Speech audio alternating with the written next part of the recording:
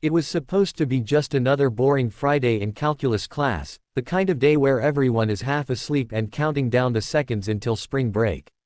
We didn't have a test like the other classes, so our laid-back teacher decided to waste the period playing random quizzes on Sporkle. We were laughing, joking around, and I still remember the exact moment everything changed. My friend had just answered, Adidas, on a brand logo quiz when the dean's voice blasted through the loudspeaker. His tone wasn't normal. He sounded terrified, panicked, desperate. This is not a drill. Teachers, go into lockdown immediately. A wave of chills hit me. Even our usually relaxed teacher froze for a second before rushing to shut off the lights. He herded all of us into the back corner of the room, and suddenly 30 loud, energetic teenagers turned silent.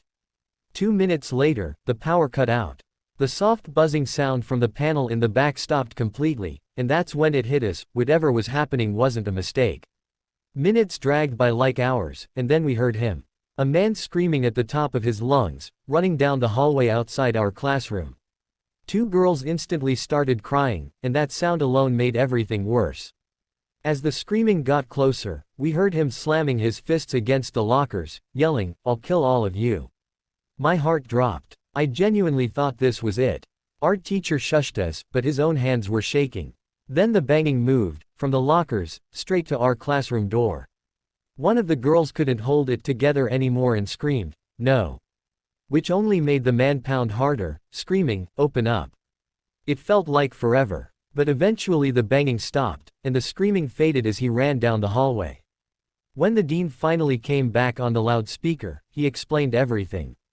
A mentally unstable man had entered the building, assaulted the woman at the front desk, and nobody knew whether he was armed. There were no cameras back then. No real security. The school was wide open. Staff searched every hallway and room but couldn't find him. We were allowed to continue class, but teachers had to keep the doors locked and let no one out. The worst part came later. A janitor working the night shift claimed he found the man asleep in a storage closet. According to rumors, there was a .44 Magnum sticking out of his pocket. But when the police arrived, he was already gone. To this day, none of us know what happened to him. I just hope he's somewhere getting the help he desperately needed. The second story happened in early October at a middle school that had 2 separate lunch periods, one for 6th graders, one for 7th and 8th. It was a gloomy, rainy day, and everyone was stuck inside the cafeteria.